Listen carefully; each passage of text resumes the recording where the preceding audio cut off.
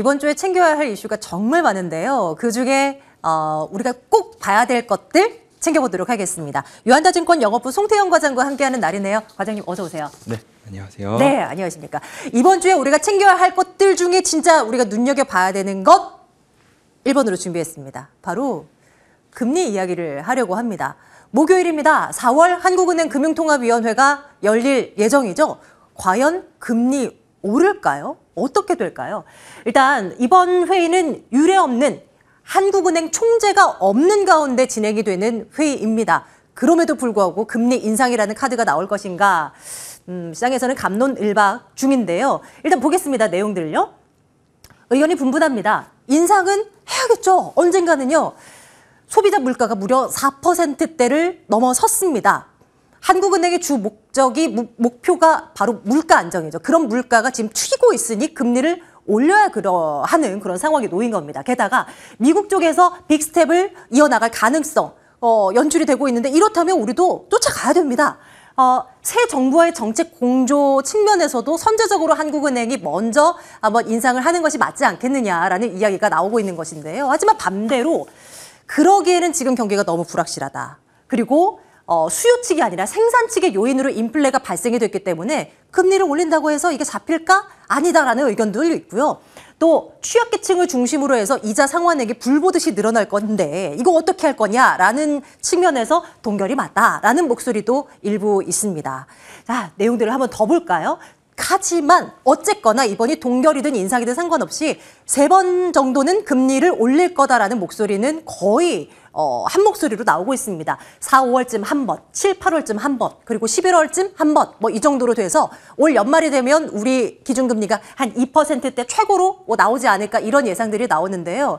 금리 어차피 올라갈 것이다라고 하면 은행주도 봐야 되지 않을까로 또다시 귀결이 됩니다. 교과서적인 이야기를 좀 해볼 텐데요. 올해 들어서 보험사들은 이미 막 40% 안팎의 주가 상승률을 보였습니다만 은행들은 한 10%, 많게는 20% 이 정도 올라서요. 이런 종목들 담아가도 될까? 궁금해집니다. 우리 과장님의 의견 궁금하고요. 일단은 이번 금통위에서 금리 동결, 인상 어느 쪽에 조금 더 가능성을 점치고 계신지요? 그런데 사실 그거는 그렇게 중요한 것 같진 않아요. 왜냐하면 이번에 동결을 하게 되면 다음번에는 필히 올릴 수밖에 없는 이런 이제 구조가 될 거기 때문에 금리 인상기다. 그런 부분에서 생각을 해봤을 때는 금리 인상에 대한 큰 흐름은 어쩔 수 없는 부분인 거고 지금 미국 금리가 사실 한 2점 중후반 정도 되잖아요.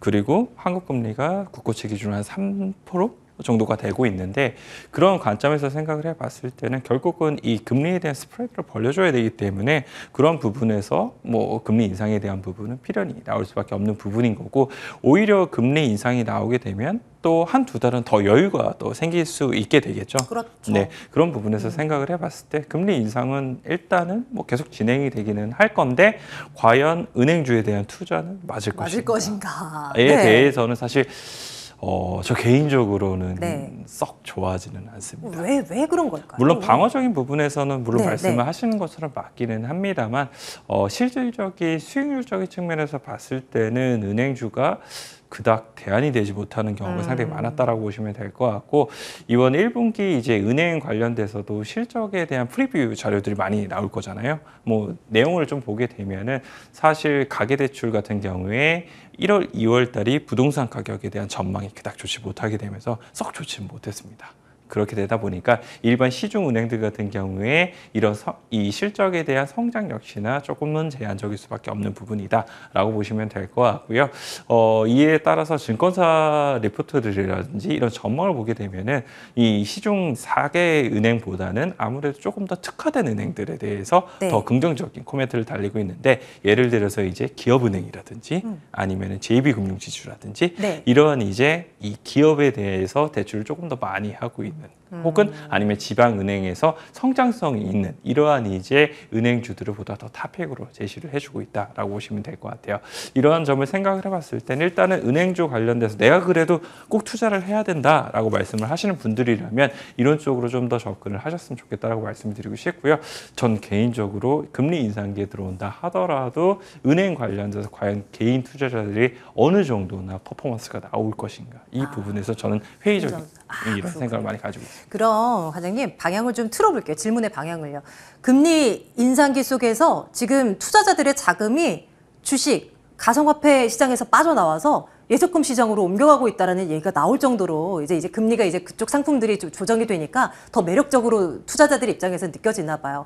이 얘기인즉슨 주식 시장의 활기가 더 떨어진다는 얘기일 거고 어쨌거나 미국 금리가 계속 올라가게 되면 강달러 이어지면서 우리 시장에서의 외화 유출? 뭐 이거 있는 것 아닌가 뭐 이런 시각도 좀 들리는데요. 그러면 금리 인상기 속에 우리 시장의 지지부진함은 당분간 계속되나로 질문을 좀 바꿔볼게요. 이 큰 틀은 어떻게 잡아가야 될까요? 그거는 가능성이 높아 보여요. 저도. 금리 인상 관련돼서 사실 달러 인덱스가 계속적으로 요즘 사상 최고를 기록을 하고 있잖아요. 네. 그런 부분이 결국은 환율로 작용을 할 수밖에 없을 테고 오늘 같은 경우에도 환율이 사실상 1230원 위로 올라오게 되면서 국내 지수가 그닥 좋지 못한 흐름을 보이고 있는데 이런 흐름들 자체는 조금은 더 이어질 가능성이 높게 되고 미국에서 통화 정책에 대한 속도에 포커스가 맞춰지게 되면 이런 부분 다시 계속 이제 붉어질 수밖에 없는 거고 이러다가 이것이 이제 리세션으로 가게 되고 이 경기 침체로 가게 되면 거기서는 성장이 또 중요해지잖아요. 그렇죠. 그렇게 되면은 국내 시장으로 자금은 조금 더 들어오게 되고 이런 부분은 이제 계속적으로 진행이 될 가능성이 상당히 높아 보인다라고 말씀을 드릴 수 있을 것 같습니다. 그래서 큰 틀에서는 계속적으로 지수가 강하게 올라갈 가능성은 상당히 낮아 보인다라고 보시면 될 것 같고 그것을 나타내주는 주요한 이제 바로미터가 될 수 있는 것은 결국 환율이 될 수 있을 것 같고요. 지수가 더욱더 강하게 움직이기 위해서는 최소한 우리의 환율이 1,200원 아래로 내려와 줘야 된다. 이렇게 말씀드리도록 하겠습니다. 네. 자, 다음 이슈를 통해서 우리가 좀 돈을 벌 수 있을 만한 전략은 없나 또 고민 들어갈 텐데요. 이쪽은 어떨까요? 카카오 그리고 네이버를 꼽아놓고 이에 대한 이야기를 좀 풀어보도록 하겠습니다. 많이 빠졌죠. 주가 많이 빠졌는데요. 당분간 더 이 단기 조정 이어질 거라는 전망이 있고요. 또 이 정도면 많이 빠졌어. 장기적으로 봤을 땐 괜찮아 라는 목소리도 있어서 한번 들여다볼까 합니다. 실적 컨센서스는 한 달 사이에 조금 조정이 되면서 하향 조정됐습니다. 그랬기 때문에 오늘도 시장보다 낙폭을 좀 키우면서 진행되고 있는 두 종목의 흐름을 볼 수가 있어요. 매출액도 그렇고 영업이익도 그렇고 한 달 전과 비교했을 때 이 괄호친 내용을 보면 조금 이제 아랫단으로 좀 내려잡은 그런 결과를 볼 수 있는데요. 카카오 영업이익만 조금 올라 있는 그런 상황이 확인이 되네요. 어쨌거나 뚜껑을 열어보게 된다면 뭐 알 수 있겠지만 지금 투자자들의 심리는 얼어붙어 있는 것이 사실입니다. 주가 한번 볼까요? 네이버 주가 많이 빠졌죠. 지금 한동안 50만 원 선을 바라보던 것이 지금 30만 원대 초반이니까요. 오늘도 밀려나고 연일 파란불 들어오고 있습니다. 카카오는 어떤가요? 매한가지입니다. 똑같습니다. 최고가 기준으로 뭐 17만 원대 바라봤던 것이 10만 원 아래로 다시 내려온 모습 확인이 되고 있는데요. 중장기적으로 봤을 때는 분명 괜찮은 기업임을 우리가 다 알고 있습니다. 네이버 같은 경우는 해외 시장 성과 웹툰을 앞세워서 뭐 이런 기대감 가져갈 수 있고요. 카카오도 신사업 잠재력 대단하고요. 1년 넘게 본다는 투자 전제 하에 이런 종목들 하나 조금씩 담아가는 거 괜찮은 전략 될지 궁금합니다. 의견 좀 주세요. 1년을 넘게 생각을 하시면은 좋은 기회는 될 수 있을 것 같아요. 하지만 이 실적에 대한 부분 자체가 1분기 때 이 기대감 자체가 높지 않다는 점은 단기간에 뭐 급반등이 나오는 건 좀 어려울 수도 있지 않을까라고 생각을 해볼 수 있는 것 같고요. 네. 다만 이제 요 근래 4일 정도가 하락폭이 컸었었는데 맞아요. 그것이 공교롭게도 통화 정책에 대해서 미국에서 긴축 속도가 빨라진다는 이야기가 나오게 되면서 조정을 받았을 때가 딱 한 4일 정도 되거든요. 그런 부분에 더욱더 투자 심리라는 이런 부분이 약화가 되게 되면서 좋지 못한 흐름이 나오고 있다. 이렇게 보시면 될 것 같고요. 일단 실적에 대한 부분을 조금 더 자세히 보게 되면은 네이버 같은 경우에는 말씀하신 것처럼 웹툰이라든지 이러한 쪽에서 보게 되면 성장에 대한 부분은 물론 많이 나오고 있기는 합니다만 역시 기존 사업에 대해서는 사실상 전망에 대한 부분이 살짝 줄어드는 이러한 이제 흐름이 나오는 것으로 보았을 때에는 결국 1, 2분기 때의 실적보다는 결국 3, 4분기 때의 실적이 더욱더 좋아질 수 있는 이러한 그림이 나올 수 있다라고 보시면 될 것 같고요. 이러한 흐름에서 봤을 때는 결국은 1분기 때 지금 실적 기대감이 높은 종목들도 사실 가다 서다를 반복을 하고 있는데 네. 사실상 3, 4분기 때의 실적을 보면서 지금 뭐 저가 매수의 관점으로 들어간다라고 보기에는 다소 좀 무리가 있지 않을까라고 생각이 되고 있어요. 그래서 정말 말씀하신 것처럼 1년을 뭐 넘게 생각을 하시면서 내가 장기적인 트렌드에서 네이버와 카카오를 대응을 하겠다라고 생각을 하시는 분들이라면 계속적으로 분할 매수로서 접근을 하시기에는 지금 거의 최저점까지 내려왔기 때문에 충분히 가능하다라고 말씀을 드릴 수 있기는 하겠지만 내가 조금 단기에서 중기 정도만 생각을 하시게 된다 하더라도 네이버, 카카오 급할 거는 없다라고 말씀드릴 수 있을 것 같습니다. 또 한편으로 질문 드리고 나서 이제 생각을 해보니 1년 넘게 우리가 보유하면 괜찮지 않아요? 라는 종목들이 사실 시장에서는 네이버, 카카오뿐만이 아니라 너무 많기는 해서 이게 질문이 잘못됐네라는 생각을 또 해보게 됐습니다. 근데 그러면 과장님 실적이 잘 나오는 삼성전자 일단 빼고요. 뭐 LG전자를 비롯한 뭐 실적 이제 앞으로도 잘 나올 기업들이 여럿 있겠지만 확실히 잘 나오고 앞으로도 더 잘 나올 것 같다라고 이야기가 나오는 쪽은 따라 붙어도 괜찮은지 그에 대한 생각은 어떠세요? 저는 충분히 요즘 시장에서 잘 워킹을 하고 있다라고 생각을 하고 있고요. 뭐 삼성전자 같은 경우에 사실상 실적에 중요한 부분도 있기는 하지만 네, 국내 워낙. 증시를 사고 파는 거에 대해서도 연관도가 높기 맞아요. 때문에 삼성전자, 뭐 LG 에너솔루션 뭐 이런 부분은 좀 제로 두고요. 조금 중소형주 같은 경우에는 사실 실적이 잘 나오게 되면 오늘 같은 경우에도 반등이 충분히 나오는 흐름이 보이고 있습니다. ISC 같은 경우에도 제가 지금 방송을 하러 오기 전에 실적을 봤었는데 영업이익 기준으로 한 120억 정도가 예상이 되고 있었어요. 네. 그런데 한 160억대가 나오게 되면서 바로 수직으로 이제 한 3, 4%가 움직이게 되는 이러한 흐름을 봤을 때는 실적에 대한 이러한 어닝 서프라이즈가 나왔을 때 확실히 거기에서 워킹을 하고 있는 이러한 이제 수급들은 있다라고 보시면 될 것 같고요. 기관 투자자들 같은 경우에도 사실상 실적에 대한 부분 그리고 포트폴리오 비중에 대해서 확대를 하는 데에 있어서는 실적이 조금 어느 정도는 뒷받침이 되는 이런 기업들을 보다도 많이 담을 수가 있는 부분이 있기 때문에 그런 부분을 생각을 해봤을 때는 턴어라운드가 되거나 혹은 실적에 대해서 1분기 기대감이 높아지는 기업들 같은 경우에는 뭐 계속적으로 관심 있게 보시면서 눌렸을 때 사볼 만은 하다라고 말씀드리도록 하겠습니다. 네, 이제 곧 실적들이 이제 속속들이 발표될 예정이니까요. 일정 체크하면서 우리가 눈여겨봐야 할 것들 저희가 꼽아서 또 계속 체크를 해드리도록 하겠습니다. 이번에는 잘 나가는 쪽 한번 들여다볼게요. 엔데믹 시대 속에 화장품만 보랴? 피부 미용 관련한 쪽도 봐야 한다라는 목소리 속에 이미 사실 많이 오르긴 했습니다. 관련주들. 피부 관리 레이저 업체들 한번 보려고 하는데요. 피부 속부터 채우자라는 키워드 속에 한번 들여다보도록 하겠습니다.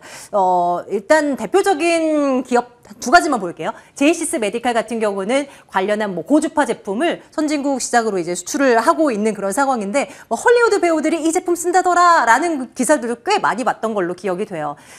장기 성장 기대감이 굉장히 높다라는 평가를 최근 들어 받고 있고요. 이뿐인가요? 다른 종목도 한번 볼게요. 루트로닉도 마찬가지입니다.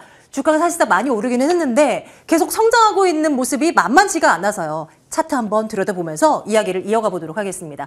앞서 맨 처음 살펴봤었던 제이시스 메디칼은 올해 들어서 한 30% 가까이 주가가 뛰어 올랐습니다. 시장이 이렇게 지지부진한 가운데 이 정도면 박수 칠 만한 그런 성과죠. 루트로닉 볼까요? 루트로닉은 더 가파르게 올랐어요. 올해 들어서 46%. 이렇게 가파르게 올라간 종목을 올해 들어서 찾기가 쉽지는 않죠. 이 외에도 다양한 종목들이 있습니다. 클래시스도 있고 파마리서치 그리고 앞서 우리 종가의 달인에서 봤었던 하이루닉도 있고 뭐 등등등 여러 종목들이 있는데요. 과장님 이런 종목들 이미 많이 올라서 얼마나 상승룸이 열려 있을까 싶기는 하지만 그래도 한번 투자 전략을 여쭤본다면 어떤 시각이세요? 일단은 확실히 스토리상으로 보게 되었을 때 좋은 부분이 많은 것 같아요.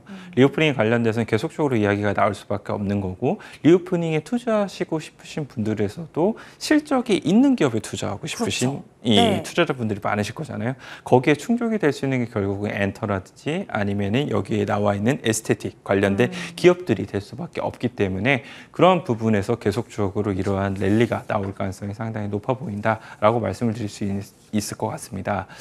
다만 이제 이 클래시스가 사실 이 관련된 기업들 중에 시가총액이 가장 좀 제법 큰 기업인 것 같아요. 그래서 클래시스가 과연 어느 정도나 계속적으로 이 주가가 상승을 하게 되면서 시가총액이 커지게 되느냐, 이게 사실상 섹터 관련돼서 추가적으로 그 밑에 단에 있는 종목들이 룸이 계속적으로 열리게 된다라고 네. 저는 생각을 하고 있거든요.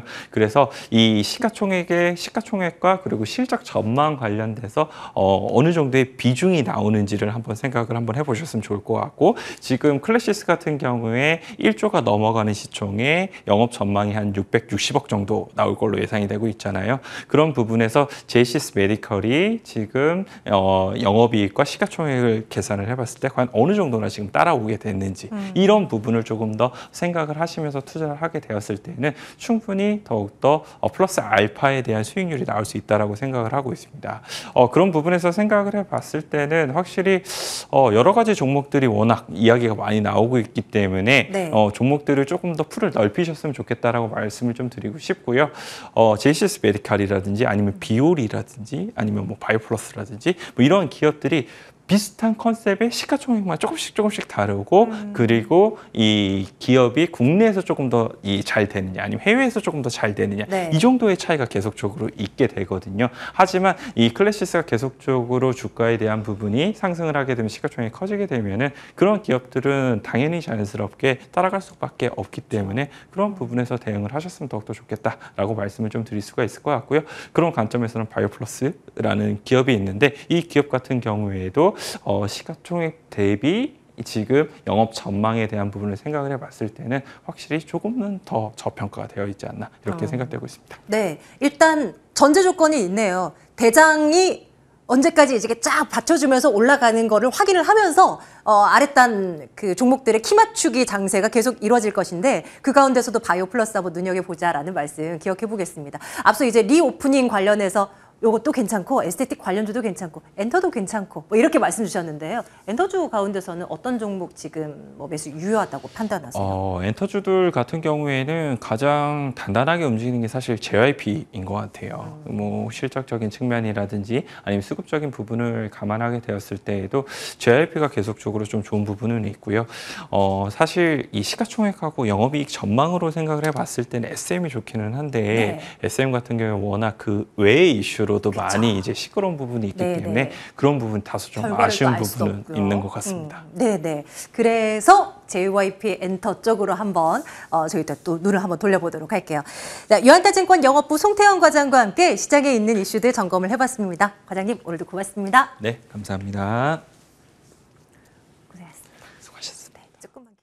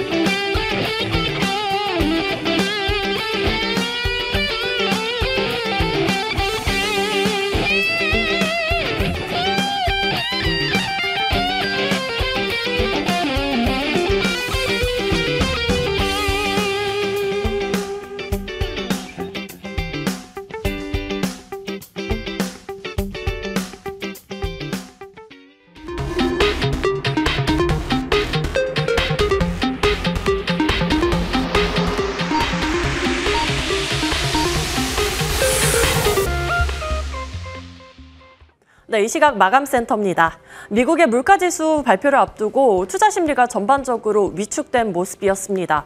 또 환율까지 상승을 하면서 수급에 영향을 받았고요. 오늘 양대지수 하락으로 마무리했습니다. 코스피는 2690선에서 마감했고요. 코스닥은 920선에서 장 마쳤습니다. 이어서 수급 현황 한번 살펴보시면요. 오늘 유가증권 시장에서는 개인 홀로 매수하는 흐름으로 마무리했습니다.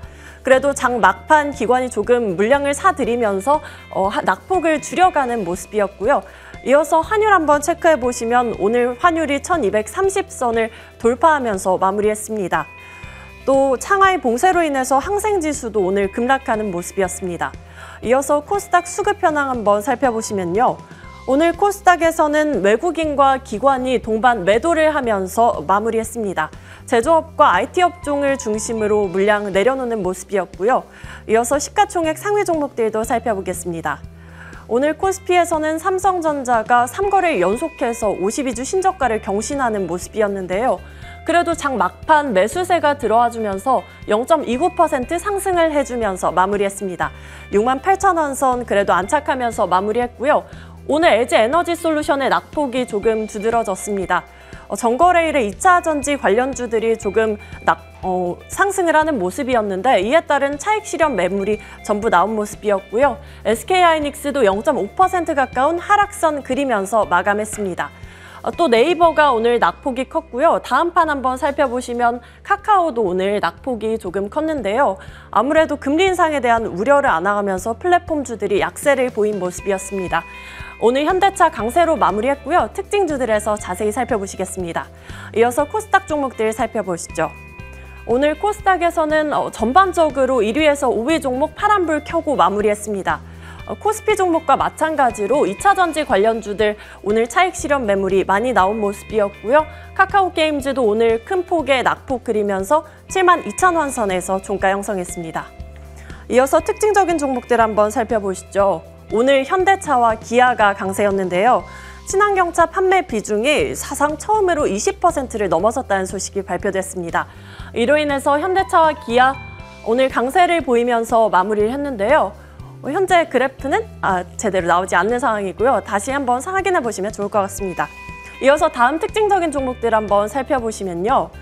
네, 식량 가격 지수가 역대 최고치를 돌파를 했다고 합니다. 이러면서 비료주들이 전반적으로 강세였는데요. 현대차, 기아가 3.4% 넘게 상승을 하면서 마무리했고요. 네, 비료 관련주들 전반적으로 강세로 마감했습니다. 남해화학 10% 넘는 강세로 마무리했고요. KG케미칼과 효성 OMB도 12%, 11%대 강세 마감했습니다.